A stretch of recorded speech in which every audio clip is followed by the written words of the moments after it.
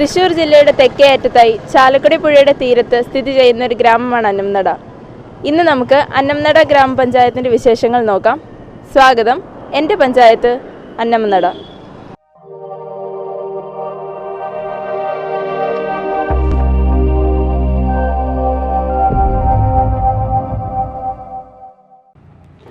തൃശ്ശൂർ ജില്ലയിലെ ചാലക്കുടി നദിയുടെ തീരത്ത് സ്ഥിതി ചെയ്യുന്ന ഒരു ഗ്രാമമാണ് അന്നമനട. പുരാതനമായ അന്നമനട മഹാദേവ ക്ഷേത്രത്തിന് പേരുകേട്ട സ്ഥലമാണിത്. ഈ പ്രദേശം കലകളുടെ കേന്ദ്രമെന്നും അറിയപ്പെടുന്നു. പ്രത്യേകിച്ച് താളവാദ്യക്കാരുടെ അന്നമനട ത്രയം സ്ഥിതി ചെയ്യുന്ന സ്ഥലം, വാദ്യോപകരണ പഠനത്തിനുള്ള കേന്ദ്രമായ അച്യുതൻ മാരാർ കലാകേന്ദ്രം സ്ഥിതി ചെയ്യുന്ന സ്ഥലം എന്നീ നിലകളിൽ നാളികേരം, നെല്ല്, അടയ്ക്ക തുടങ്ങിയ വിളകളുള്ള ഒരു പ്രധാന കാർഷിക അടിത്തറ ഈ പഞ്ചായത്തിനുണ്ട്. UDFും LDFും തുല്യനിലയിൽ അംഗങ്ങളായുള്ള അന്നമനട പഞ്ചായത്ത് ഭരണസമിതിയിൽ നറുക്കെടുപ്പ് വിജയത്തിലൂടെ LDF ആണ് ഭരണം കൈയാളുന്നത്. CPMലെ PV വിനോദാണ് ഗ്രാമപഞ്ചായത്ത് പ്രസിഡന്റ്. കാർഷികോൽപ്പന്നങ്ങളുടെ മൂല്യവർദ്ധിത സംസ്കരണത്തിനായി മൈക്രോ യൂണിറ്റുകൾ സ്ഥാപിച്ച് ഇതിനെ ഒരു വ്യവസായിക ഗ്രാമമായി വികസിപ്പിക്കാനുള്ള സ്വപ്ന പദ്ധതികളും കഴിഞ്ഞ 5 വർഷക്കാലം പഞ്ചായത്തിൽ നടപ്പാക്കിയ വികസനക്ഷേമ പ്രവർത്തനങ്ങളും ഭരണ തുടർച്ച ഉറപ്പാക്കുമെന്ന പ്രത്യാശ PV വിനോദ് പങ്കുവയ്ക്കുന്നു. അന്നമനട എന്ന് പറയുന്നത് ഒരു കാർഷിക ഗ്രാമമാണ്. കാർഷിക ഗ്രാമത്തോടൊപ്പം തന്നെ പഞ്ചവാദ്യത്തിൻ്റെ കുലപതികളായ വാദ്യത്രയങ്ങളുടെ നാട് എന്നറിയപ്പെടുന്ന അന്നമനടയുടെ പേര് ലോകമെമ്പാടും അറിയപ്പെടുന്നതിന് പ്രധാന പങ്കുവഹിച്ച വാദ്യത്രയങ്ങളുടെ നാട് എന്ന നിലയിൽ സാംസ്കാരിക രംഗത്തും വളരെ ഔന്നത്യം നൽകുന്നൊരു പ്രദേശം കൂടിയാണ് അന്നമനട ഗ്രാമപഞ്ചായത്ത്. അന്നമനടയെ സംബന്ധിച്ച് നേരത്തെ സൂചിപ്പിച്ചതുപോലെ കാർഷിക മേഖല പ്രധാനപ്പെട്ട വരുമാന മാർഗം. ഇപ്പോൾ 1400 ഏക്കറോളം നെൽകൃഷിയും ജാതി കൃഷിയും പച്ചക്കറി കൃഷി അടക്കമുള്ള ഗ്രാമപഞ്ചായത്തിലെ ജനസംഖ്യയുടെ ഭൂരിഭാഗം ആളുകളും കാർഷിക മേഖലയിലാണ് അത് ഉപജീവന മാർഗമായി തിരഞ്ഞെടുക്കപ്പെട്ടിട്ടുള്ളത്. പഞ്ചായത്ത് ഭരണസമിതി നിലവിൽ വന്നതിന് ശേഷം ചാലക്കുടി പുഴയുടെ ഒരു സാമീപ്യം അത് ഒരു വരദാനമായി ലഭിച്ചൊരു പ്രദേശം കൂടിയാണ്. ഗ്രാമപഞ്ചായത്തിൻ്റെ 5 വാർഡുകൾ പുഴയ്ക്കക്കരയും ഇക്കരയും 13 വാർഡുകൾ എന്ന നിലയിൽ ഒരു ജലസമൃദ്ധമായൊരു പ്രദേശമാണെങ്കിൽ കൂടി അക്രമാതീതമായി വരുന്ന പുഴയിലെ ജലനിരപ്പ് എപ്പോഴും ജനങ്ങളിൽ ആശങ്ക ഉളവാക്കാറുണ്ട്. പ്രളയം 2018 മഹാപ്രളയം ബാധിച്ച ഒരു പ്രദേശം കൂടിയാണ്. ഇപ്പോൾ ഗ്രാമപഞ്ചായത്ത് ഭരണസമിതി ചുമതലയേറ്റതിന് ശേഷം 4 വർഷം പൂർത്തീകരിക്കുമ്പോൾ പഞ്ചായത്തിൻ്റെ സമഗ്ര മേഖലയിലും കാർഷിക മേഖലയിൽ, വിദ്യാഭ്യാസ മേഖലയിൽ, ആരോഗ്യ മേഖലയിൽ, പശ്ചാത്തല വികസന രംഗത്ത്, ക്ഷേമരംഗത്ത്, അതോടൊപ്പം തന്നെ സാംസ്കാരിക മേഖലയിലടക്കം സമഗ്രമായി ഇടപെടാൻ കഴിയുന്ന ഒരു പഞ്ചായത്ത് ഭരണസമിതിയുടെ 4 വർഷമാണ് പൂർത്തീകരിക്കാൻ പോകുന്നത്. ഇപ്പോൾ കാർഷിക മേഖലയിൽ നേരത്തെ സൂചിപ്പിച്ചതുപോലെ കാർഷിക മേഖല എന്ന് പറയുന്നത് പ്രധാനപ്പെട്ട ഒരു മേഖല എന്ന നിലയിൽ ഒരു തരിശുരഹിത ഗ്രാമം എന്ന നിലയിലേക്ക് കൃഷിയുടെ വ്യാപനവുമായി ബന്ധപ്പെട്ടും കൃഷിക്കാരെ സഹായിക്കുന്നതിന് വേണ്ടി അവർക്ക് ഉഴവ് കൂലി, വിത്ത്, സൗജന്യ നിരക്കിൽ വിത്ത്, അതോടൊപ്പം തന്നെ കാർഷിക മേഖലയ്ക്ക് ഏറ്റവും ശക്തി പകരുന്ന ജലസേചന പദ്ധതികളും ജലസംരക്ഷണ പദ്ധതികളും കൂടി ഗ്രാമപഞ്ചായത്ത് ഏറ്റെടുത്തിട്ടുണ്ട്. ഇപ്പോൾ ജലസംരക്ഷണ രംഗത്ത് കഴിഞ്ഞ 4 വർഷം പൂർത്തീകരിക്കുന്ന സമയത്ത് ഒട്ടേറെ വികസന പ്രവർത്തനങ്ങളിൽ സംരക്ഷണവുമായി ബന്ധപ്പെട്ട് നമുക്ക് ഇടപെടാൻ കഴിഞ്ഞിട്ടുണ്ട്.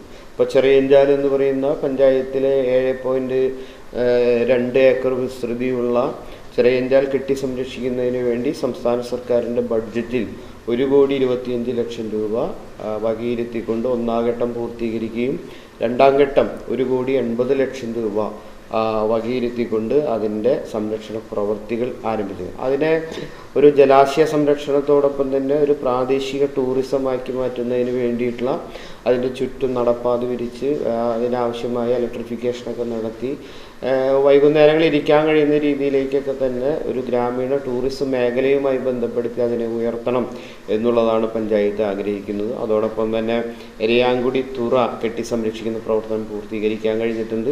കുട്ടംകുളം കെട്ടി സംരക്ഷിക്കുന്ന പ്രവർത്തനം പൂർത്തീകരിക്കാൻ കഴിഞ്ഞിട്ടുണ്ട്. ചങ്ങരംകുളം അമ്പലത്തിൻ്റെ ക്ഷേത്രകുളം നിർമ്മാണം നമുക്കതിൻ്റെ സംരക്ഷണ പ്രവർത്തനം പൂർത്തീകരിക്കാൻ കഴിഞ്ഞു. അതോടൊപ്പം തന്നെ പഞ്ചായത്തിന് ലഭിക്കുന്ന ടൈഡ് ഫണ്ട് അടക്കമുള്ള കേന്ദ്ര സർക്കാരിൻ്റെ ധനകാര്യ കമ്മീഷൻ്റെ വിഹിതക്കടം ചേർത്തുകൊണ്ട് നമ്മുടെ ഗ്രാമപഞ്ചായത്തിൻ്റെ അകത്തെ പ്ലാക്കത്തറക്കുളം, നങ്ങ്യാർകുളം, വലിയകുളം, അതോടൊപ്പം തന്നെ തട്ടാരൂറം ഇറിഗേഷൻ അടക്കമുള്ള നിരവധിയായ അമുങ്ങാട് കുളം, പുൽപ്പാങ്കുളം, പുറക്കുളം, പ്ലാക്കത്തറക്കുളം അടക്കമുള്ള കുളങ്ങളുടെ സംരക്ഷണ പ്രവർത്തികൾ നമുക്ക് ഏറ്റെടുക്കാൻ കഴിഞ്ഞിട്ടുണ്ട്. നമ്മുടെ ഗ്രാമപഞ്ചായത്ത് നേരത്തെ പറഞ്ഞതുപോലെ ജലസമൃദ്ധമായ ഒരു പ്രദേശമാണ്. നമ്മുടെ പഞ്ചായത്തിനകത്ത് ഏകദേശം 20ഓളം ലിഫ്റ്റ് ഇറിഗേഷനുകൾ നമ്മുടെ പഞ്ചായത്തിനകത്ത് സ്ഥിതി ചെയ്യുന്നുണ്ട്. ആ ലിഫ്റ്റ് ഇറിഗേഷൻ, മൈനർ ഇറിഗേഷൻ ഡിപ്പാർട്ട്മെൻറ്റിൻ്റെയും പഞ്ചായത്തിൻ്റെ കമ്മ്യൂണിറ്റി ഇറിഗേഷനുകളുണ്ട്. ഇവ ശക്തിപ്പെടുത്തുന്നതിന് വേണ്ടിയിട്ടുള്ള പ്രവർത്തനങ്ങൾ ഈ 4 വർഷം കൊണ്ട് നമുക്ക് സംഘടിപ്പിക്കാൻ കഴിഞ്ഞിട്ടുണ്ട്. അപ്പോൾ നേരത്തെ കാർഷിക മേഖലയിൽ ഇത്തരം പ്രവർത്തനങ്ങൾക്ക്, അതോടൊപ്പം തന്നെ പച്ചക്കറി വികസനവുമായി ബന്ധപ്പെട്ട് പഞ്ചായത്തിനെ 5 ക്ലസ്റ്ററുകളായി തിരിച്ചുകൊണ്ട് ആ ക്ലസ്റ്ററിലെ കർഷകന് ആവശ്യമായ സാങ്കേതിക സഹായം, വിത്ത്, അതോടൊപ്പം തന്നെ അവർക്ക് കൃഷി ചെയ്യുന്ന ആളുകൾക്ക് ആവശ്യമായ ധനസഹായമടക്കം കൊടുക്കുന്നതിന് വേണ്ടി എല്ലാ വീടുകളിലും ജൈവ രീതിയിൽ പച്ചക്കറി കൃഷി നടത്തുന്നതിന് വേണ്ടി കുടുംബശ്രീക്കാർ പ്രത്യേകം പരിഗണന കൊടുത്ത് എല്ലാവർക്കും വിത്ത് നൽകുന്ന, തൈ നൽകുന്ന പദ്ധതി, അതോടൊപ്പം തന്നെ ജാതി കർഷകരെ സഹായിക്കുന്നതിന് വേണ്ടി ജാതി കർഷകർക്ക് വളം നൽകുന്ന പദ്ധതി, അതോടൊപ്പം തന്നെ വാഴ കർഷകരെ സഹായിക്കുന്നതിന് വേണ്ടി അവർക്കുള്ള ധനസഹായം അടക്കമുള്ള നിരവധി പ്രവർത്തനങ്ങൾ നമുക്ക് സംഘടിപ്പിക്കാൻ കഴിഞ്ഞു. ഈ സമയത്താണ് ഈ ഭരണസമിതി ചുമതലയേറ്റതിന് ശേഷമാണ് ഏറെ നാളായി പണി മുടങ്ങിക്കിടന്ന അന്നമനട കൃഷിഭവൻ അത് പൂർത്തീകരിച്ച് ജനങ്ങൾക്ക് വേണ്ടി തുറന്നു കൊടുക്കാൻ കഴിഞ്ഞത്. അവിടെ വിളപരിപാലനവുമായി ബന്ധപ്പെട്ട് ജില്ലയ്ക്കകത്ത് ആദ്യഘട്ടങ്ങളിൽ അനുവദിച്ച ആദ്യത്തെ വിളപരിപാലന കേന്ദ്രം, അതായത് കർഷകൻ്റെ കൃഷി ഉൽപ്പന്നങ്ങളെ ബാധിക്കുന്ന അസുഖങ്ങളെ കണ്ടെത്തി അവയെ പരിഹരിക്കുന്നതിന് വേണ്ടിയുള്ള നിർദ്ദേശങ്ങൾ നൽകുന്നതിന് വേണ്ടിയിട്ടുള്ള വിളപരിപാലന കേന്ദ്രം നമ്മുടെ ഗ്രാമപഞ്ചായത്തിനകത്ത് ആരംഭിച്ച് അതിൻ്റെ പ്രവർത്തനം നല്ല രീതിയിൽ നമുക്ക് കാർഷിക മേഖലയിൽ നമുക്ക് നടത്താൻ കഴിഞ്ഞിട്ടുണ്ട്. കാർഷിക സമൃദ്ധമായ അന്നമനടയ്ക്ക് ഗ്രാൻഡായി ലഭിച്ച കോടിക്കണക്കിന് രൂപ ലാപ്സാക്കി കളഞ്ഞ 5 വർഷമാണ് കടന്നുപോയതെന്ന് പ്രതിപക്ഷാംഗം കെ രവി നമ്പൂതിരി കുറ്റപ്പെടുത്തുന്നു.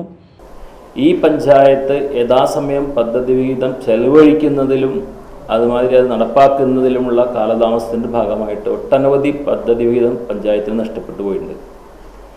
അത് ഈ പ്ലാൻ ഫണ്ട് മാത്രമല്ല, കേന്ദ്രാവിഷ്കൃത പദ്ധതികളുടെ ഫണ്ടും യഥാസമയം സാധാരണയായിട്ട് ഏപ്രിൽ 1 മുതൽ മാർച്ച് 31-ക്കുള്ളിൽ പദ്ധതി വിഹിതവും അതുമാതിരി തന്നെ കേന്ദ്രാവിഷ്കൃത വിഹിതം ചെലവഴിച്ചാലാണ് അടുത്ത വർഷം അത്രയും പൈസ കിട്ടുള്ളൂ. ഇവിടെ സംബന്ധിച്ചിടത്തോളം റോഡ് തരത്തിൽ സാധാരണ നമുക്ക് റോഡ് ഫണ്ട് മെയിൻ്റനൻസ് ഗ്രാൻഡ് ആണ് ഏറ്റവും കൂടുതൽ ഗ്രാമീണ മേഖലയ്ക്ക് ഉപയോഗപ്രദമായിട്ടുള്ളത്. അത് കഴിഞ്ഞ ഒരു സാമ്പത്തിക വർഷങ്ങൾ മുഴുവൻ കോടിക്കണക്കിന് രൂപ പഞ്ചായത്തിന് നഷ്ടപ്പെട്ടിട്ടുണ്ട്. കഴിഞ്ഞ വർഷം നമുക്ക് 2,98,09,000 രൂപ പദ്ധതി വിഹിതം ഗ്രാൻഡിൽ ലഭിച്ചു. പക്ഷേ ആ ഗ്രാൻഡിൽ 1,48,5,829 രൂപ ഈ പഞ്ചായത്തിന് നഷ്ടപ്പെട്ടു പോയി. കാരണം ഈ പഞ്ചായത്ത് പ്രസിഡന്റ് പ്രസംഗിച്ചിട്ടുണ്ടാവും 100% പദ്ധതി വിഹിതം എല്ലാ വർഷവും ചെലവാക്കി. ആ ചെലവാക്കിയതിൻ്റെ സംഭവം എന്താണെന്ന് വെച്ച് കഴിഞ്ഞാൽ, നമുക്ക് ഈ വർഷം കിട്ടുന്ന ഫണ്ടിൻ്റെ മാർച്ച് 31 കഴിഞ്ഞാൽ അടുത്ത വർഷത്തെ ക്യാരി ഓവറാണ്. അപ്പോൾ അടുത്ത വർഷത്തെ ക്യാരി ഓവറിലാണ് കഴിഞ്ഞ വർഷം 1,48,58,252 രൂപ ക്യാരി ഓവറാണ്. ആ ക്യാരി ഓവർ പറഞ്ഞാൽ എന്താണെന്ന് വെച്ചാൽ യഥാസമയം ഫണ്ട് ചെലവഴിക്കേണ്ട. അപ്പോൾ പിന്നത്തെ വർഷത്തെ ഫണ്ടിൽ നിന്ന് തുടക്കം തന്നെ ആ ഫണ്ട് ചിലവായി പോകുന്നു. അപ്പോൾ പദ്ധതി വിഹിതവും അതുമാതിരി ഗ്രാൻഡും ഈ സ്പിൽ ഓവർ വർക്കുകളിലെ കാശിലേക്ക് എടുത്ത് മാറ്റുമ്പോൾ ആ വർഷം നടക്കേണ്ട ഫണ്ടുകൾ പിന്നത്തെ വർഷത്തേക്കാണ് മാറ്റുന്നത്. ഓരോ വർഷം സ്പിൽ ഓവറിലേക്ക് മാറ്റി വരുമ്പോൾ പദ്ധതി വിഹിതം കിട്ടുന്നത് തന്നെ കുറവ്, ആ കിട്ടുന്നത് തന്നെ ഓരോ വർഷം സ്പിൽ ഓവറിലേക്ക് മാറ്റുമ്പോൾ ആ വർഷത്തെ പദ്ധതി വീണ്ടും അടുത്ത വർഷത്തേക്ക് പോകുന്നു. ഈ വർഷം നടപ്പാക്കേണ്ട ലാസ്റ്റ് ഇയറാണ്, ഈ വർഷം നടപ്പാക്കേണ്ട പദ്ധതി ചെലവാക്കിയില്ലെങ്കിൽ അടുത്ത ഗ്രാമപഞ്ചായത്ത് ആര് ഭരിക്കുന്നു അവരുടെ തലയിലേക്ക് അത് വരുന്നുണ്ട്. ഇതേമാതിരി ഈ പഞ്ചായത്ത് 2020 അധികാരത്തിൽ കയറുമ്പോൾ ജില്ലയിൽ മൊത്തം വെള്ളപ്പൊക്കം വന്ന്, നമ്മുടെ ഈ സംസ്ഥാനത്ത് മുഴുവൻ വെള്ളപ്പൊക്കം വന്ന് ഏറ്റവും കൂടുതൽ നാശം സംഭവിച്ച പഞ്ചായത്താണ്. ഈ പഞ്ചായത്തിന് കുറച്ച് കാശ് വെള്ളപ്പൊക്ക ദുരിതാശ്വാസ നിധിയും അതുമാതിരി ഇങ്ങനെ മുഖ്യമന്ത്രിയുടെ ദുരിതാശ്വാസത്തിന് കാശ് കിട്ടി, റോഡുകൾക്ക് കിട്ടി. ഈ പഞ്ചായത്ത് അധികാരത്തിൽ വന്നപ്പോൾ തന്നെ ആ കാശ് മുഴുവൻ ലാപ്സാക്കി കളഞ്ഞു. അത് ചിലത് ഞാൻ ഈ 5-ാം വാർഡ് പ്രതികരിച്ചിരുന്ന ആളാണ്. എൻ്റെ വാർഡിൽ 16 ലക്ഷം രൂപ അനുവദിച്ചിട്ടുണ്ടായിരുന്നു റോഡുകൾക്കായിട്ട്. ആ കാശ് മൊത്തം ഈ പഞ്ചായത്ത് വന്നപ്പോൾ എഗ്രിമെൻ്റ്, ഈ ടെൻഡർ കഴിഞ്ഞ് എഗ്രിമെൻ്റ് വെച്ച വർക്കാണ്. പക്ഷേ അത് തുടങ്ങിയില്ല എന്ന് പറഞ്ഞത് ക്യാൻസൽ ചെയ്തു. ഇതുവരെയായിട്ടും ഇപ്പോൾ നമ്മുടെ വിവേകോദയ സ്കൂളിൻ്റെ ഫ്രണ്ടിൽ ഇടിഞ്ഞു കിടക്കുക, റോഡ് മുഴുവൻ ആ സൈഡ് മുഴുവൻ ഇടിഞ്ഞു കിടക്കുക. അത് നടപ്പാക്കാൻ ഈ പഞ്ചായത്ത് 5 വർഷമായിട്ട് അതൊന്ന് കെട്ടി സംരക്ഷിക്കാൻ, ആ റോഡ് കെട്ടി സംരക്ഷിക്കാൻ സാധിച്ചിട്ടില്ല. അതുമാതിരി ഒട്ടനവധി മേഖലകളിൽ ഫണ്ട് മാറ്റിവെക്കും, അല്ലെങ്കിൽ പ്രഖ്യാപനങ്ങളല്ലാതെ യാതൊരു പദ്ധതികളും ഇവിടെ നടപ്പാക്കുന്നു. പ്രസിഡന്റ് ഗ്രാമസഭയിൽ ഒട്ടനവധി പ്രസംഗങ്ങൾ, ഇപ്പോൾ നിങ്ങളിപ്പോൾ ഈ ചാനലിൽ തന്നെ പ്രസിഡന്റിൻ്റെ പ്രസംഗങ്ങൾ കേട്ടിട്ടുണ്ടാവും. 1 മണിക്കൂറോളം പ്രസംഗിക്കും പുള്ളി. പ്രസംഗമല്ലാതെ കാതലായ വിഷയങ്ങളെടുത്ത് കൈകാര്യം ചെയ്യുന്നതിൽ ഈ പഞ്ചായത്ത് 100% പരാജയപ്പെട്ടിരിക്കുകയാണ്. ജനകീയ വിഷയങ്ങൾ കൈകാര്യം ചെയ്യുന്നതിനും കാർഷിക മേഖലയ്ക്ക് ഇറിഗേഷൻ സെക്ടർ എന്ന് പറഞ്ഞാൽ ഈ സംസ്ഥാനത്ത് തന്നെ, അല്ലെങ്കിൽ ഈ പഞ്ചായത്തിൽ തന്നെ, അല്ലെങ്കിൽ ജില്ലയിൽ തന്നെ ഏറ്റവും കൂടുതൽ ഇറിഗേഷൻ സ്കീമുകൾ 16ഓളം മൈനർ ഇറിഗേഷൻ സ്കീമുകളും അതുമാതിരി തന്നെ അത്രയും തന്നെ ഏതാണ്ട് കമ്മ്യൂണിറ്റി ഇറിഗേഷൻ സ്കീമുകളുണ്ട്. ഈ ഇറിഗേഷൻ സ്കീമുകൾക്ക് വേണ്ടിയിട്ട് 10 പൈസ ഈ പഞ്ചായത്ത് വന്നതിന് ശേഷം ചിലവ് ചെയ്തിട്ടില്ല. കാർഷിക മേഖലയെന്ന് പറയുന്നത് കൃഷിക്കാർക്ക് വേണ്ടി എന്ത് ചെയ്തു? കൃഷിക്കാർക്ക് ഏറ്റവും ഉപയുക്തമായി അന്നമനട പഞ്ചായത്തിൽ കാർഷിക മേഖലയ്ക്ക് വേണ്ടിയിട്ട് ഏറ്റവും ഉള്ളതാണ് എക്കാട്ടിത്തോട് വൻതോട് പദ്ധതി. അതിന് 50 ലക്ഷം രൂപ ഈ ജില്ലാ പഞ്ചായത്ത് ചെലവഴിച്ചു എന്ന് പറയുന്നുണ്ട്. ജില്ലാ പഞ്ചായത്ത് ചെലവഴിച്ചു എന്ന് പറയുന്നത് എൻ്റെ വാർഡിൽ ഒരു മാപ്പറാമ്പള്ളി തോടുണ്ട്. ഈ ജംഗ്ഷനടക്കം വെള്ളം എക്കാട്ടിത്തോടിലേക്കാണ് പോകുന്നത്. ആ പോകുന്ന വെള്ളം പോകുന്നൊരു തോടാണ്. സാധാരണ ഒരു മഴ പെയ്ത വഴി അവിടെ ബ്ലോക്കായി കഴിഞ്ഞാൽ മൊത്തം ആ വീടുകളിലൊക്കെ വെള്ളം കയറും. ഇതിപ്പോൾ ഒരു 3-4 വർഷമായിട്ട് സ്ഥിരമുള്ള പരിപാടിയാണ്. അതിലേക്ക് വേണ്ടിയിട്ട് ജില്ലാ പഞ്ചായത്ത് മെമ്പർ 15 ലക്ഷം രൂപ അനുവദിച്ചിരുന്നു അത് ക്ലീൻ ചെയ്യാനായിട്ട്.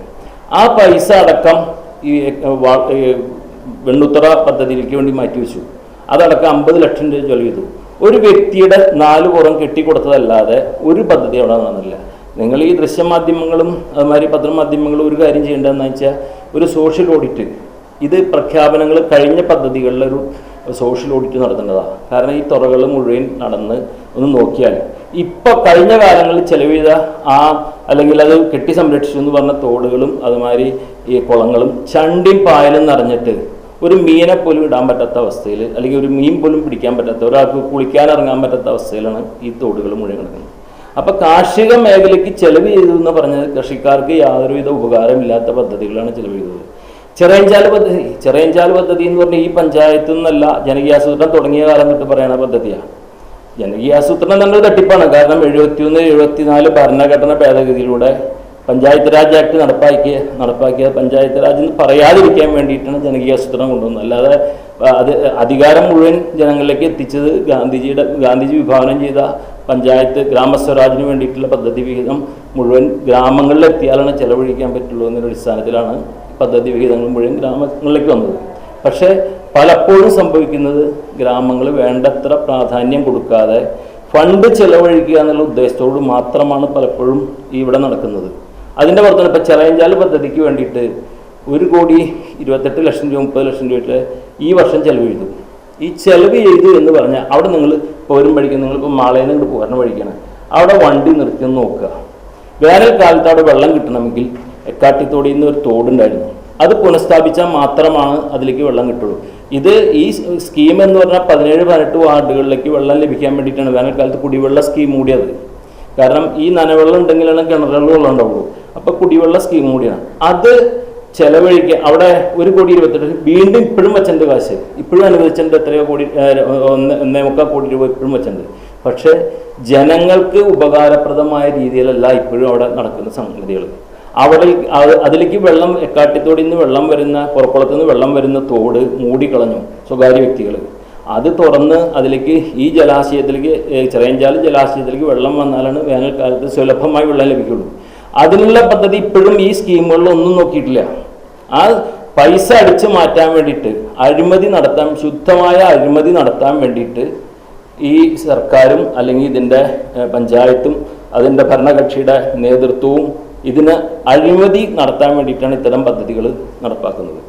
ആരോഗ്യ ഗതാഗത രംഗത്തെ ദീർഘദർശനമില്ലാത്ത പ്രവൃത്തികൾ മൂലം ജനം നെട്ടോട്ടമോടുന്നു. സുതാര്യത ഇല്ലാത്ത ഭരണമായിരുന്നു കഴിഞ്ഞ 5 വർഷം ഉണ്ടായത്. അടുത്ത ഭരണത്തിൽ UDFന് കൃത്യമായ കാഴ്ചപ്പാടുണ്ട്. പഞ്ചായത്തിൽ മാറ്റം കൊണ്ടുവരാൻ കോൺഗ്രസിന് കഴിയും. അന്നമനടയ്ക്ക് സ്വന്തമായി സ്റ്റേഡിയം അടക്കം യാഥാർത്ഥ്യമാക്കാൻ കോൺഗ്രസ് ഭരണസമിതിക്ക് കഴിയുമെന്ന് രവി നമ്പൂതിരി പറഞ്ഞു.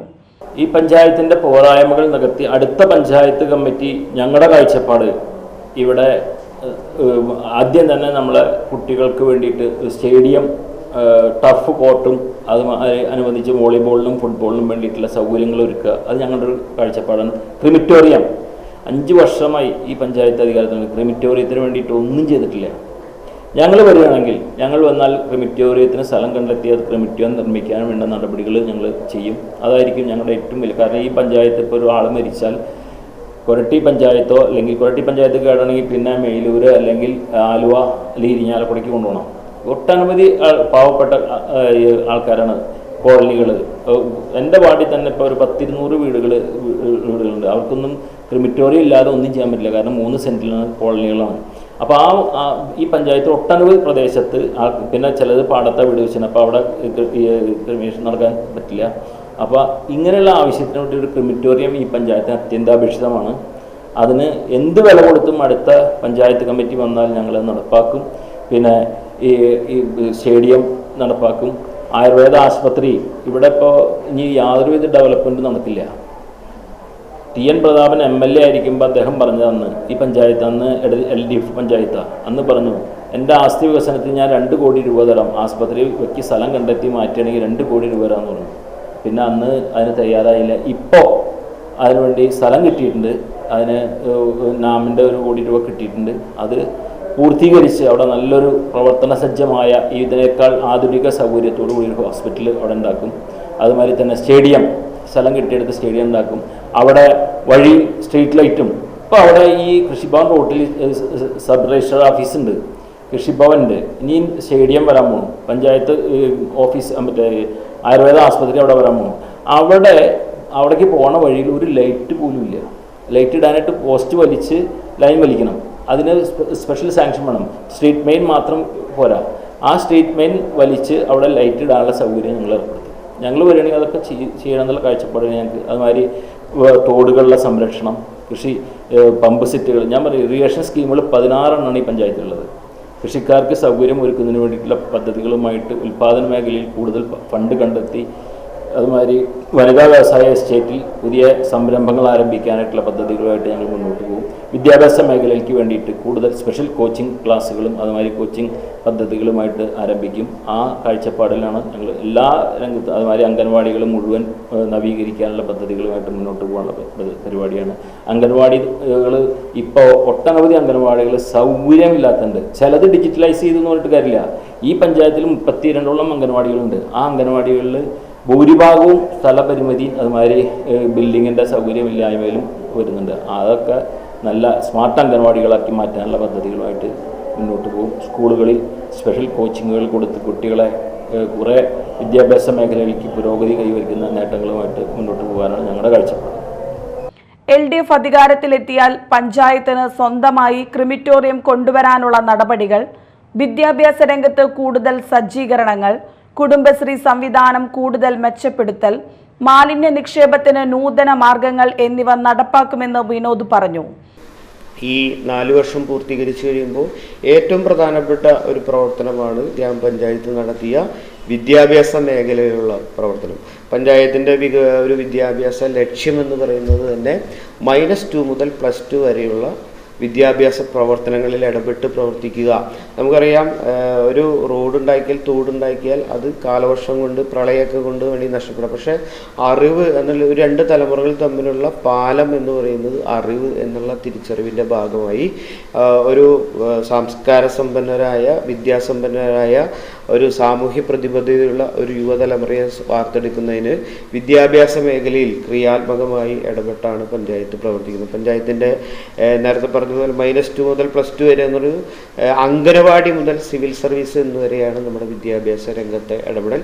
കേവലം ഗ്രാമപഞ്ചായത്തുകൾക്ക് 7ാം ക്ലാസ് വരെയാണ് ഇടപെടാൻ കഴിയുക. പക്ഷേ നമ്മുടെ ഗ്രാമപഞ്ചായത്ത് 18 വയസ്സ് വരെ കുട്ടികളുടെ, നേരത്തെ പറഞ്ഞതുപോലെ -2 മുതൽ +2 വരെയുള്ള 18 വയസ്സിലുള്ള വിദ്യാർത്ഥികളുടെ വിദ്യാഭ്യാസ പ്രവർത്തനങ്ങളിൽ നമ്മുടെ ഗ്രാമപഞ്ചായത്ത് ഇടപെട്ട് പ്രവർത്തിക്കുന്നു. -2 എന്ന് പറയുമ്പോൾ നമ്മുടെ അംഗനവാടികളാണ് നമ്മൾ ഉദ്ദേശിക്കുന്നത്. -2-ൽ നമുക്ക് ഗ്രാമപഞ്ചായത്തിനകത്ത് 31 അംഗനവാടികളുണ്ട്. ആ 31 അംഗനവാടിയിൽ 10 അംഗനവാടികളെ നമുക്ക് സ്മാർട്ട് അംഗനവാടികളാക്കാൻ നമുക്ക് കഴിഞ്ഞിട്ടുണ്ട്. ഈ ഭരണസമിതി ചുമതലയേറ്റതിന് ശേഷമാണ് സംസ്ഥാന സർക്കാരിൻ്റെ റീബിൽഡ് കേരളയിൽപ്പെടുത്തി 1 കോടി രൂപ ചെലവഴിച്ചുകൊണ്ട് 3 അംഗനവാടികളുടെ പ്രവർത്തനം പൂർത്തീകരിച്ച് അതിൻ്റെ പ്രവർത്തനം തുടങ്ങാൻ കഴിഞ്ഞിട്ട് ഒരു അംഗനവാടിയുടെ നിർമ്മാണ പ്രവർത്തനം അവസാന ഘട്ടത്തിലാണ്. അപ്പോൾ 1 കോടി രൂപയുടെ ആ പ്രവർത്തനം ബഹുമാനപ്പെട്ട MLA-യുടെ സഹായത്തോടു കൂടി 2 അംഗനവാടികൾക്ക് ഫണ്ട് നമുക്ക് അനുവദിക്കുകയുണ്ടായി. അതിലൊരു അംഗനവാടിയുടെ നിർമ്മാണം പൂർത്തീകരിക്കാൻ കഴിഞ്ഞിട്ടുണ്ട്. ഒരു അംഗനവാടി അതിൻ്റെ നിർമ്മാണം ആരംഭിക്കാൻ പോകുന്നു. ഗ്രാമപഞ്ചായത്തിൻ്റെ ഫണ്ട് ഉപയോഗിച്ചുകൊണ്ട് 2 അംഗനവാടികൾ നിർമ്മിക്കാൻ വേണ്ടി ഫണ്ട് അനുവദിച്ചിട്ടുണ്ട്. അതിൻ്റെ ടെൻഡർ നടപടികൾ പൂർത്തീകരിച്ച് അത് നിർമ്മിക്കാൻ പോകുന്നു. എല്ലാ വർഷവും അംഗനവാടികളുടെ സൗന്ദര്യവൽക്കരണം എന്ന് പറയുന്ന പദ്ധതിയിൽപ്പെടുത്തി ആവശ്യമായ മെയിൻ്റനൻസ് നടത്തുന്നു, സ്മാർട്ട് അംഗനവാടികളാക്കുന്നു, കളി ഉപകരണങ്ങൾ കൊടുക്കുന്നു. കുട്ടികൾക്ക് ആവശ്യമായ എല്ലാ സഹായവും അംഗനവാടി തലത്തിൽ നമ്മൾ അംഗനവാടികൾക്ക് വേണ്ടി നമ്മൾ നടപ്പാക്കുന്നുണ്ട്. ഒരു അംഗനവാടിക്ക് സ്ഥലം കിട്ടുന്ന മുറയ്ക്ക് അതിൻ്റെ പ്രവർത്തനം കൂടി, അതിൻ്റെ നിർമ്മാണ പ്രവർത്തനങ്ങൾ കൂടി പൂർത്തീകരിക്കണം എന്നുള്ളതാണ് ഗ്രാമപഞ്ചായത്ത് ആഗ്രഹിക്കുന്നത്. എന്തായാലും അന്നമനട കാർഷിക ഗ്രാമമാണ്. അന്നമനടയ്ക്ക് വേണ്ടത് പുതിയ കാർഷിക സംസ്കാരമാണ്. അതാര് നൽകുമെന്ന് ജനം വിശ്വസിക്കുന്നു എന്നിടത്താണ് എൻ്റെ പഞ്ചായത്തിലെ ജനത്തിൻ്റെ കരുതൽ നിലനിൽക്കുന്നത്. ചാലക്കുടി പുഴയുടെ സാമീപ്യം കൊണ്ടും ജലാശയങ്ങളുടെ സമ്പത്ത് കൊണ്ടും അനുഗ്രഹിക്കപ്പെട്ട അന്നംനട ഗ്രാമപഞ്ചായത്തിൻ്റെ വിശേഷങ്ങളാണ് ഇന്ന് നമ്മൾ കണ്ടത്. മറ്റൊരു പഞ്ചായത്തിൻ്റെ വിശേഷങ്ങളുമായി അടുത്ത എപ്പിസോഡിൽ കാണാം. നന്ദി, നമസ്കാരം.